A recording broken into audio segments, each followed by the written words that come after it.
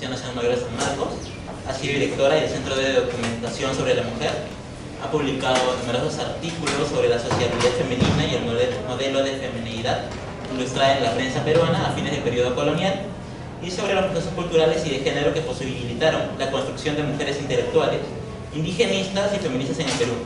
También es miembro asociado del Instituto Ribagüero. Sin más, por favor, recibamos con fuerte espalda. Muchas gracias por la presentación, por la invitación a Daniel. Siempre es un gusto participar en una de mis dos alma mater, porque yo hice la licenciatura en la Católica y la maestría en San Marcos, y me siento muy cómoda aquí compartiendo. Mi presentación escuchaba a Ana, ¿verdad? Escuchaba a Ana y decía, no se decepcionen porque no tengo mujeres heroicas que me voy a presentar, sino en un tema que durante un tiempo lo estuve siguiendo, luego lo dejé para pasar a las indigenistas, feministas y estas del siglo XX, y regresé. El tema del proyecto de modernidad ilustrado, que los Borbones medio recortan, traen, imponen, pero traen en los aspectos que les interesaba para recolonizar, ¿no? Pero algunos de los espacios de sociabilidad cambian, la manera de encontrarse la población empieza a cambiar. Entonces, quería ver qué pasaba en los años de la independencia, pero justamente no voy a ver a las mujeres tomando armas y cosas así, sino verla en los años anteriores, esa cosa media continua, el continuum, pero también hay un impacto de la guerra, ¿no? Entonces, mi pregunta era, desde la visión, usando como fuente a viajeros, de las relaciones de viajeros que conocemos, ¿no? Generalmente se les toma el aspecto político, la expulsión de los españoles, una serie de cosas, pero también son muy útiles para pensar el tema de las mujeres, tanto a nivel descriptivo como a nivel de representación, porque muchos vienen del mundo protestante, muchos tienen una visión crítica frente a la Inquisición o frente al acoso sexual del clero, al confesor en la casa. Entonces yo quería mirar cómo describían y cómo representaban a las mujeres de Lima, claro, más a la de la élite, que con las que socializan, pero estas mujeres, y pensándolo en términos del ideal de ilustración, del nuevo modelo de feminidad que había esbozado Rousseau. Rousseau había hablado, la ilustración en general, había leído el cuerpo de la mujer, la naturaleza femenina, había encontrado en ella, biologizándola, su destino social, que era la maternidad, pero no una maternidad a secas, sino una maternidad ilustrada, higienista, puesto que había mucha mortalidad infantil, entonces cuidados a la gestante, dar de lactar. Rousseau habla de la lactancia, incluso en el Semanario Crítico, en esta prensa de Olavarrieta, a fines del siglo XVIII, Olavarrieta habla de la mujer que debe lactar, cuando se sabe que los jesuitas le decían a las señoras de la élite, no, ustedes tienen que tener muchos hijos, tienen que acompañar al salón a las visitas, dar de lactar, te mete a la casa. Hay una tensión en estos años entre este discurso de modernidad y lo real, que es una sociedad sumamente desigual y aristocrática, ¿no? Ok, entonces tenemos que la ilustración quiere forjar dos esferas, una pública de política y opinión pública, donde está la prensa, donde están los cafés, donde están los clubs políticos, muy masculina, y una esfera de lo privado, centrada en la mujer madre, que higieniza, cría a sus hijos a sus pechos y educa su corazón y su moral, futuros ciudadanos de la patria. Entonces, este discurso del ángel del hogar. Pero no es una educación gratuita, no es una educación así nomás. Rousseau había dicho muy claramente lo que pretendía en el Emilio, ¿no? Toda la educación de las mujeres debe ser relativa a los hombres, complacerles, serles útiles, hacerse amar y honrar de ellos, educarlos de jóvenes, cuidarlos de mayores, aconsejarles, consolarles, hacerles la vida agradable y dulce. Y aquí los deberes de las mujeres en todos los tiempos y lo que se debe enseñar desde la infancia. Entonces es una educación pensada para una mujer madre de futuros ciudadanos, que va a contrastar con lo que describen los viajeros de estas limeñas de la élite educadas en escuelas conventuales, bordando, rezando, ayunando y transgrediendo de otra manera a través del famoso traje de papá. Bien, uno puede pensar que las ideas ilustradas no llegan todas así en bloque, sino que las relativas a la política evidentemente son las primeras, ¿no? La soberanía popular, la voluntad popular, la separación de poderes llegan antes como algo que cuestiona, que ciñe incluso a grupos, antes que el tema del modelo de feminidad ilustrado. Entonces yo me preguntaba, claro, los hombres acceden más a la ilustración, en tanto muchos viajan a Madrid, tienen residencias temporales o acceden a libros incluso censurados por la Inquisición, o pueden estar en el conductorio de San Carlos quizá con Toribio Rodríguez Mendoza y ir aprendiendo un poco de esto, pero no necesariamente acerca de esa visión de las dos esferas, y una de ellas que no existe, la privada, porque implica, en realidad ninguna de las dos existe, se genera, no hay, o sea, lo público, el siglo XVII, ¿no? Uno encuentra muchísimos documentos de personas haciendo sus necesidades en la calle, la España barroca, agua va, no hay esta privacidad de las funciones corporales, y entonces se está queriendo separar la mujer en algo llamado lo privado, una familia de afectos, en donde, por ejemplo, los matrimonios arreglados no caben, o sea, matrimonios entre pares, entre personas que tienen cierta educación, ciertos objetivos comunes. Entonces, hay un proyecto de modernidad ilustrado que toca a la mujer, toca así esencializada a la mujer, y que llega y no llega, y me interesaba ver qué tanto llega. Entonces, seleccioné algunos viajeros que hacían buenas observaciones sociales, como el comerciante francés Julian Mellet del año 1815, el marino inglés Alexander Calclub del 21, el jefe del escuadrón británico en el Pacífico Basil Hall del 21, el marino inglés Gilbert Mattison del 22, el marino francés Gabriel Lafont del 22, el agente de negocios inglés Robert Proctor del 23 al 24, y el comerciante inglés William Stevenson, que estuvo muchos años en Perú, Chile y Colombia, de 1804 al 27. Entonces lo que yo hice fue separar sus comentarios sobre las mujeres en ámbito doméstico, puesto que no existe el privado, y ámbito público, y buscar a estas mujeres y tratar de ver si coincidían con el mandato ilustrado. Son mujeres que generalmente, como les digo, son de un nivel social alto. Entonces, bueno, matrimonios de conveniencia. Dentro del espacio doméstico, una primera cosa que queda clara es que está funcionando activamente la pragmática sanción de 1778, que los padres controlan los matrimonios de los hijos de familia. Los viajeros hablan de estos temas y señalan cómo la guerra impacta en estas aspiraciones matrimoniales. Stevenson destaca cómo debemos recordar que muchos son sacrificados en santuario de la avaricia al vínculo matrimonial, ya que los votos ante el altar son indisolubles y sus efectos a menudo mucho más penosos. Incluso llega a decir que más grave que esto que era tan criticado, que las hijas fueran metidas de monja, era estos matrimonios que condenaban a la mujer a un matrimonio en donde eran subordinadas. Stevenson destacó cómo las guerras de la independencia habían exacerbado el sentimiento de superioridad de los peninsulares respecto de los criollos, incluso en el interior de las familias.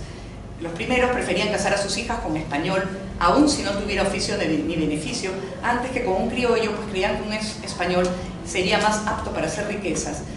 Y nunca se consulta, dice Stevenson, las inclinaciones de las hijas, ¿no? Es un tema de hombres. El triunfo de los patriotas modificó las aspiraciones tradicionales familiares sobre el matrimonio. Ante la pérdida de fortunas, el ingreso de las tropas patriotas y la expulsión de españoles por Monteagudo, apareció un nuevo interés en las familias de Alcurnia, acordar el matrimonio de sus hijas con un militar de la República, sea peruano, alto peruano o colombiano. Gabriel Lafont relata en el 22 que él vivía en la casa de doña Rosa Salazar, tenía 2 cuartos alquilados, y había una señorita de 23 a 25 años, cito, lo que no es la primera juventud en Lima. Según se decía, había tenido la esperanza de casarse con el general Santa Cruz, lo que la llevó a producir varios partidos ventajosos, ¿no? No me queda claro si esa aspiración obedecía a conveniencia social, ¿no?, a convicciones patrióticas o a afectividad. En el terreno de patriota o afectividad ya estaríamos en un campo de mayor libertad de movimientos, estaría saliendo del tema del matrimonio arreglado.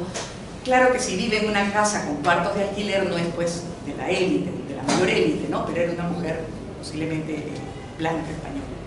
Bien, mientras que el proyecto Modernidad Ilustrado habla de la familia burguesa nuclear y de una búsqueda de control de la sexualidad extramatrimonial, las descripciones de los viajeros muestran una familia sin intimidad, donde incluso hay mucha presencia de lo laboral y no se encuentran mujeres escribiendo, leyendo, desarrollando un yo.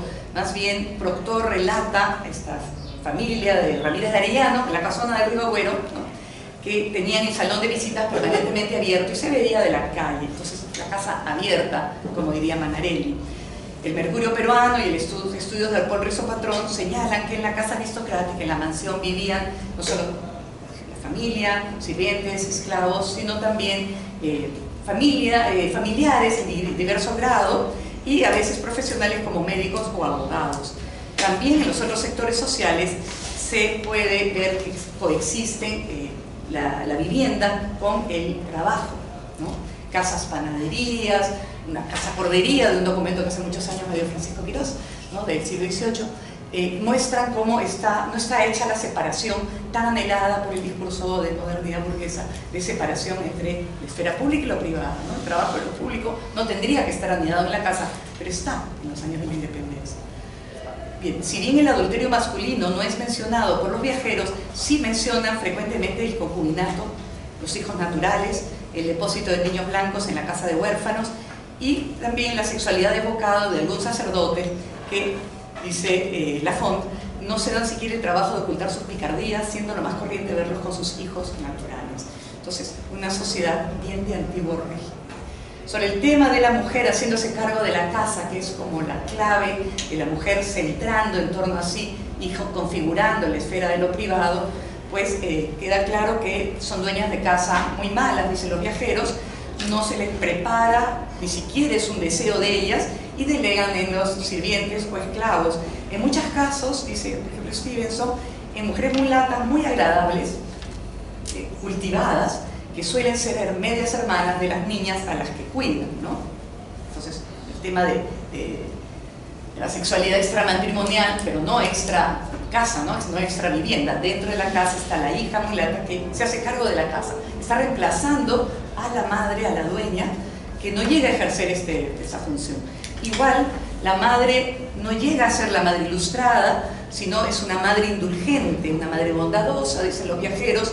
Incluso alguna no quiere que la vean vieja y le dice a sus hijas, llámeme hermana, ¿no? Y frente a este vacío, ¿no?, de la madre configurando lo privado y educando a sus hijos, aparece la figura del confesor que tanto hará rabiar años después a Francisco de Paula González y Gil y a las escritoras como Mercedes Cabello, Teresa González de Fani. Entonces, la educación de estas mujeres es una educación que no cambia su papel social, una educación del bordado, del latín, del canto, algún instrumento musical, casi ninguna lectura. Varios viajeros señalan, las mujeres no leen. Entonces, ¿cómo pueden educar a sus hijos si ellas no leen, ¿no?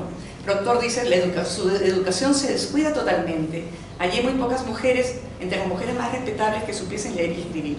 Se las educa para que se crean objeto de admiración y homenaje, y de temprano contraen hábitos de coquetas consumadas.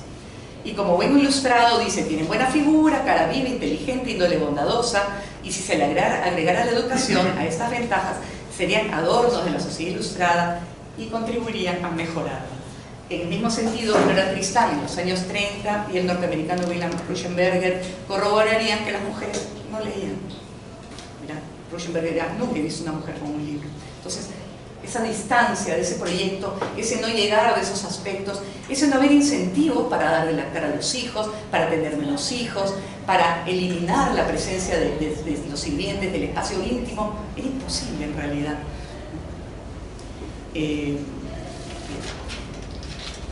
Poca autocontención, me paso a un poquito rápido. Si el discurso ilustrado planteaba que la mujer en el hogar debía ser ahorrativa, higienista, austera, pues tenemos mujeres con mucha servidumbre, muy voraces. Hay varios, sobre todo los franceses. Yo pienso que había habido una apuesta. Primero viene Julián Melette en el año 15 y cuenta unas historias de unas mujeres que hicieron gastar todo, se quedó sin un peso y comían muchísimo. Y 7 años después viene Gabriel Lafont y corrobora que son hijitas de Pantagruel y comen y hacen que el extranjero se quede en la ruina, ¿no?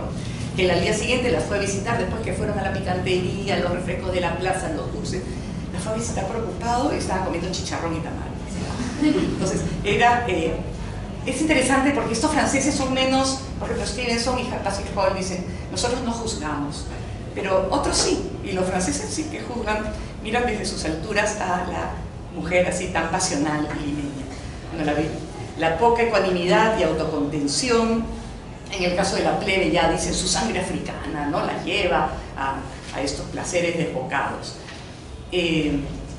Sí reconocen los viajeros una capacidad intelectual, pero sin cultivar, de las mujeres, y una capacidad y fuerza moral. La sociabilidad en el espacio privado, que en el mundo burgués debería ser, pues, quizá bailes, lecturas, tertulias. Bueno, hay tertulias que sabemos que existieron en los años de la independencia, pero los viajeros no las conocen, no las escucharon, ¿no? Andrea de Mendoza, condesa de Casadávila, Petronila Corrillo de Albornoz, María Hermenegilda de Isla. Se sabe de tertulias auspiciadas por mujeres durante los años de la independencia, pero no, los viajeros no lo mencionan, solo dicen que la casa de las mujeres está abierta al visitante masculino. Y esto a mí me llama la atención porque si uno lee el diario de Henry Pitt, en los años del contrato de Dreyfus, él siempre dice, los tarjetazos, la clientela, el amigote, todo se hace en la casa, en la nación. Entonces, ¿cuándo se vuelve privado? Muy tarde, quizás después de la guerra con Chile. Pero bailaban poco, en fin. Las mujeres en el ámbito público, prácticamente hay muy poco en términos de trabajo, salvo mujeres de la plebe, ¿no? Algunas que por ahí, como Josefa Salazar y Gavino, administraba la hacienda Guaito, hacía una especie de gerencia de recursos humanos, premiando a las esclavas que tenían más hijos y cosas así. No era fácil, pues, porque había un desdén por el trabajo en general, y más si era femenino, un mandato legal, subordinación frente al hombre, y un mandato de género de estar debajo, ¿no? Entonces, hay costureras, hay sastres, hay modistas, planchadoras, dice Melet, que cobran caro y le habían cobrado mucho. Las francesas son bastante, les cuesta pagar, ¿no? Bien.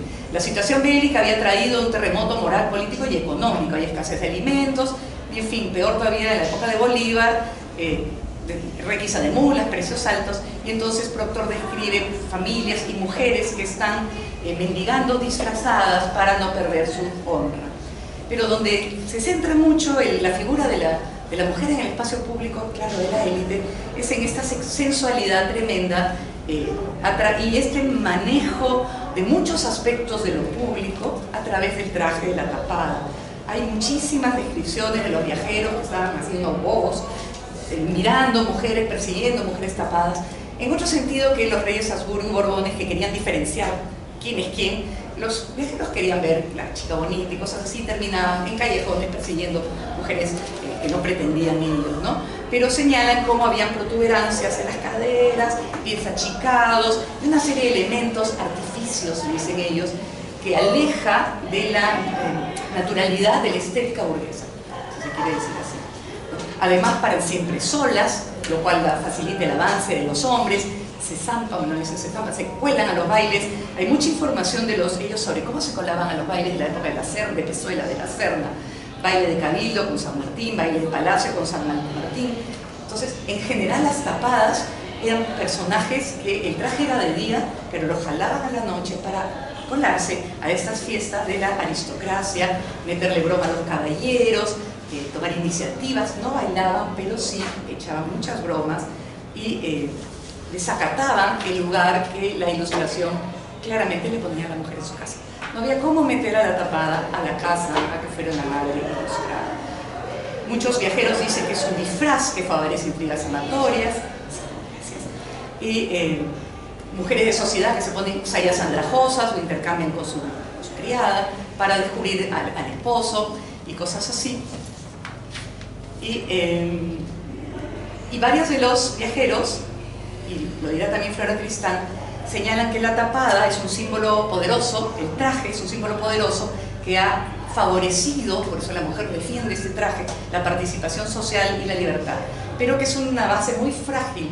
Y dirán ellos y Flora que mientras que esto no dé lugar a la madre o a la educación, su libertad, su independencia, su poder está sobre bases muy deleznables y que es cuestión de tiempo que le hagan dejar ese traje, como de hecho ocurrió. Sería la escuela el camino que se había creado. La otra parte ya trata de sociabilidad tradicional, femenina tradicional. Me voy a saltear en los paseos, en los balnearios, los baños, las mujeres en las apuestas, ¿no? Mujeres que se jugaban viudas, que se jugaban lo poco que tenían, chicas de 14 años, muy aficionadas, en fin. El teatro, los toros, los gallos, como lugar, espacios de sociabilidad femenina, como señalaba Ana, así como hay elementos plenos, acá serían sociabilidad semi-restringida, porque permitía la concurrencia pero digamos pautada, ¿no? Corral de comedias, teatro, pautada, pero las mujeres de cierta posición social iban a la galería, las otras iban a otras partes, ¿no? O palcos, entonces, y separados de los hombres, ¿no? Entonces está pautada la forma burguesa, se paga por entrar, pero hay una transgresión porque ellas fuman, hablan durante el escenario, entonces están y no están con una patita en cada uno. En medio minuto quiero solo mencionar chiquísimo que también hay información de los viajeros sobre temas políticos y mujeres, ¿no? Y señalan como nos dice, por ejemplo, Basil Hall, su fortaleza moral, frente al momento en que sale el virrey La Serna con sus tropas y San Martín aún no entra, esos famosos 5 días, dentro del pánico general, las mujeres tuvieron mucha más entereza que los hombres, dice Basil Hall. Su interés por entregar sus hijos como ciudadanos de la patria a San Martín, en el primer encuentro de San Martín, lo describen varios. Luego, esta Orden del Sol, las caballeresas, 120 mujeres seglares, ¿no? Y de todas las clases, seglares y religiosas, ¿no? También mujeres, Matheson incluso incluye un dibujo de una mujer con su banda patriótica, ¿no? Una mujer mostrando una tapada con banda patriótica. Su participación, sus protestas por la expulsión de los españoles, algunos segmentos, mientras que otras están defendiendo la causa de los patriotas y están mujeres ya más bien de la plebe, dice Matheson, dice, vestidas con abundancia de adornos y cintas, órdenes del sol, encabezaron una marcha palacia apoyando la expulsión de los españoles. Entonces, no hay mucha información sobre las mujeres y los viajeros, o sea, las mujeres políticas, participación en la guerra, pero sí esta visión de una especie de continuum, pero que de todas maneras la guerra lleva a otro nivel, como escuchaba que lo decía Ana, ¿no? Están ellas, están entrando en un espacio más abierto durante los años de la guerra, en donde se está pensando en crear ciudadanos, y ellas no tienen ni siquiera, están tuteladas. Legalmente son tuteladas, son menores de edad, ¿no? La religión las ha inferiorizado, no leen, pero de todas maneras están entrando a una nueva época donde hay una serie de elementos que las van a poner en una clave, creo yo, en las décadas siguientes, y además con los proyectos educativos de Bolívar, el Colegio de Educandas, etc., las van a poner en otra posición 20, 30 años. Eso quería contar. Agradecemos al ponente por su presentación. Solo vamos a hacer unas cuantas preguntas nada más, por favor. Profesor Montoya. Profesor, por favor. Margarita bueno, mencionaste a Monteagudo, este personaje terrible. ¿O no? Yo he encontrado que Monteagudo, desde el año 10-11 en Buenos Aires, escribe sobre las mujeres, elogiándolas, invitándolas al patriotismo. Y luego en Chile, en el Censor de la Revolución, lo mismo. En Lima también elogia a las mujeres y las invita a incorporarse a la patria. Es una pregunta, ¿podríamos hablar de una agenda femenina, no de género, porque el concepto no existiría, una agenda femenina de parte de los patriotas para incorporarlas en esa coyuntura de la guerra a mujeres de la élite, también de los sectores populares? Lo otro, y este es un comentario sobre Monteagudo, porque el tema es mucho más amplio. Una de las acusaciones que se le hace a Monteagudo, en parte, no justifica, pero es una acusación, dice Monteagudo libertino. Tenía amantes en todos los grupos sociales. Ahora, Monteagudo, como sabemos, era mulato. Entonces, ¿qué hay en estas aparentes contradicciones? por parte de los discursos. Y estos discursos emergen en una coyuntura de guerra, de cambio. Podríamos hablar de un uso instrumental, digamos, de parte de los patriotas para fines muy particulares, más allá de establecer, digamos, un marco, ¿no?, de libertad local, ¿no?, para las mujeres. Gustavo, es bien complejo, ¿no? El discurso ilustrado trae un modelo de feminidad, pero la coyuntura de las independencias generan situaciones por sí mismas, y estas mujeres masculinas, como dice Ricardo Palma, ¿no?, que también será la mariscala, una de ellas, ¿no?, se están asumiendo roles que están siendo posibles en situaciones anómalas, diría. Están también sintiéndose interpeladas porque el bello sexo es parte de, digamos, se está promoviendo, se está hablando.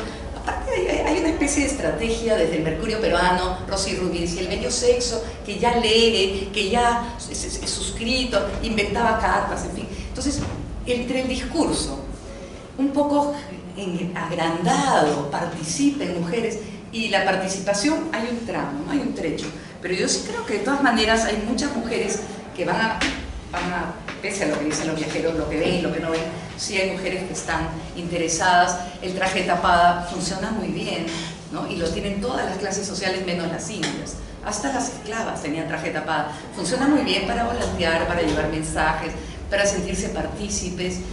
No solo ahora, en la guerra con Chile, hay un trabajo muy bonito acerca de una chica de 18 años que entraba con su gran traje al cuartel de Guadalupe, donde estaban los chilenos, y salía con armas colgadas del traje para hacérselo llegar a Cáceres, ¿no?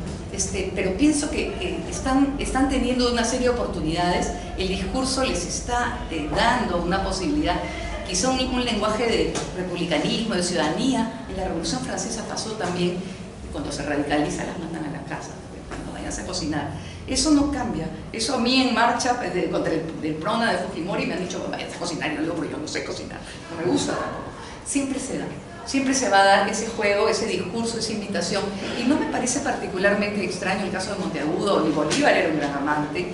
Yo he visto documentos de Bolívar en que se llevaba mal con una persona, y entonces en una cena le entrega y le dice, tráigale por favor a su señora esposa, olvidó su collar de perlas en mi dormitorio. O sea, él era un hombre, ¿sí? La incontinencia sexual, el patriotismo, estos héroes, la testosterona, la guerra, genera a estos hombres, y genera también esa libido, y genera mujeres más activas, de hecho. Pienso yo, no sé, ¿qué piensas, Ana? Pienso que las dos podríamos pensar el tema. Creo que un poco lo que dice el profesor, lo he trabajado un poco también, que yo pienso que sí, que sí es de parte de ellas que tienen la idea de participar, de ser, de formar, pero también está el discurso instrumentalizador, o sea, sirves para algo.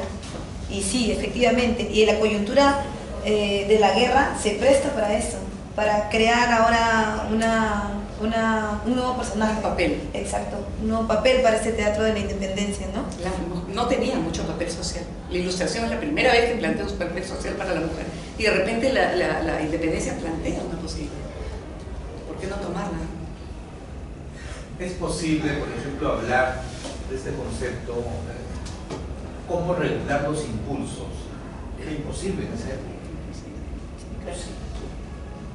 Sería anacronismo, ¿no es cierto? Sí, pasaba el matrimonio, cogía, bueno, Mema Manarelli lo ha trabajado para el siglo XVII, pero creo que el 20% de la vida sexual pasaba por la familia, por el matrimonio, y el resto pasaba por otros canales, ¿no? Entonces, puede haber aumentado, pero el 18 más era hablar de una crisis. ¿Cuánto hay que pase por la familia y tienen acceso sexual tan fácil a las criadas y a las esclavas? Y están en guerra. Entonces esas cosas facilitan el que se ponga entre paréntesis ciertas normas.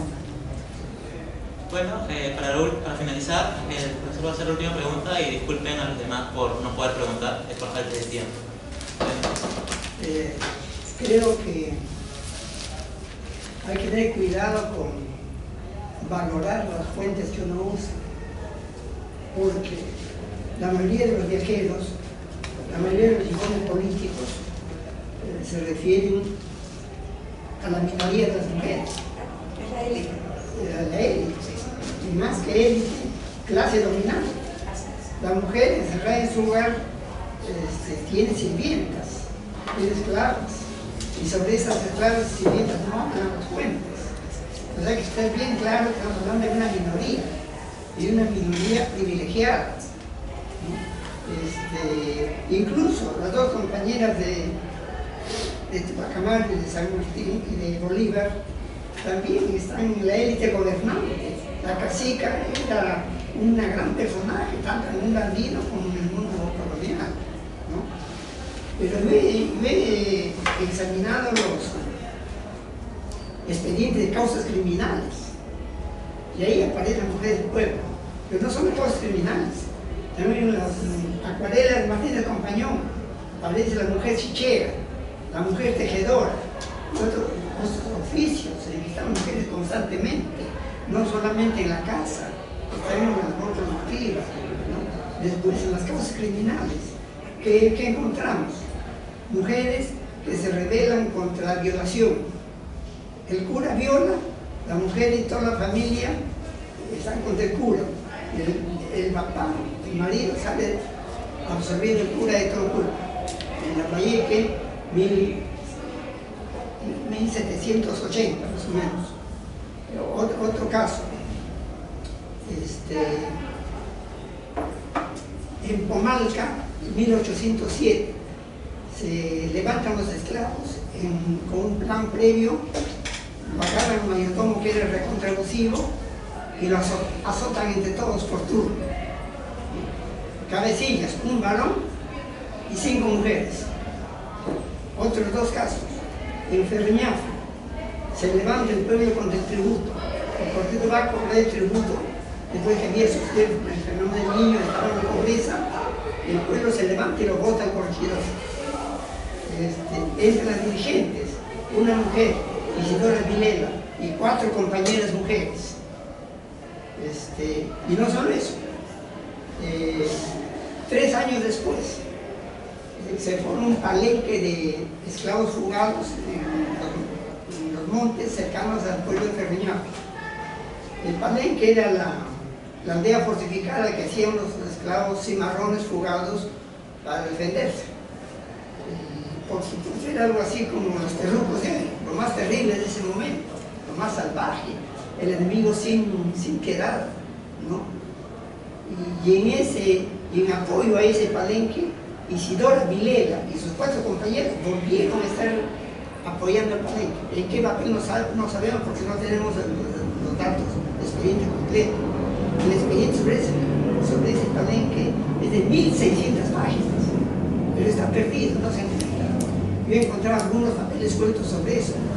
En ese palenque, que fue decretado en 1798, en junio de 98, se tomaron 18 prisioneros. Había muerto unos cuantos cimarrones, ¿no? Pero 18 fueron tomados, perdón, 22 fueron tomados presos. De esos 22 se ahorcó a 4. Y además de los 18 varones, en una cárcel, en otra cárcel, estuvieron las 5 mujeres, Isidora Vilela y 4 compañeras. Y también, ahí viene otra cosa rara, una mujer de la élite, Andrea Niño Ladrón de Guevara, también estuvo presa acusada de apoyar al palenque. Luego de un año sale libre las 4 mujeres, también Isidora, pues la vuelven a tomar libre, presa Isidora Vilela, no dicen por qué, pero consta su traslado de pueblo en pueblo, desde Ferreñafe hasta San Pedro de Llong, ¿no? En el actual Faxmayo, ¿no? Y no hay más. ¿Qué pasó? La mataron, se escapó, no se sabe.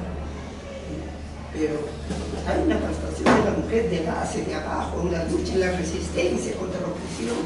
Esto lo que mencionamos en los casos. Parte de esto lo he publicado en el libro Historia de Mujeres en América Latina, que editó la Universidad de Murcia, cuya editora creo que va a estar mañana con nosotros acá, ¿no? Sara García Guardia. El editor de ese libro en que yo he publicado esto, ¿no? A mí me extraña que los movimientos feministas no tomen estas publicaciones, ¿no? Una lucha más importante que la independencia, esta lucha por la libertad, clase dominante contra clase dominante. Mientras que el aniversario fue una lucha entre clases dominantes, ¿no? Y no fue liberación, solo fue independencia, que las esclavas y las indias, la gente base, luchaba y lucha hoy también por la liberación, que es mucho más profunda e importante que la independencia. Gracias. Bueno, voy a comentar una cosita, chiquitos, para lo que pasa es que acá Luz hace una hora está preguntando y para cerrar ya, porque Okay. ¿sí? Luz nos dice, yo la ponencia de las dos, y nos dice cómo se insertan esas investigaciones de ambas en el debate historiográfico latinoamericano sobre la mujer y la independencia. Cómo las investigaciones que ustedes han desarrollado se insertan dentro del debate de la historiografía latinoamericana sobre la mujer y la independencia.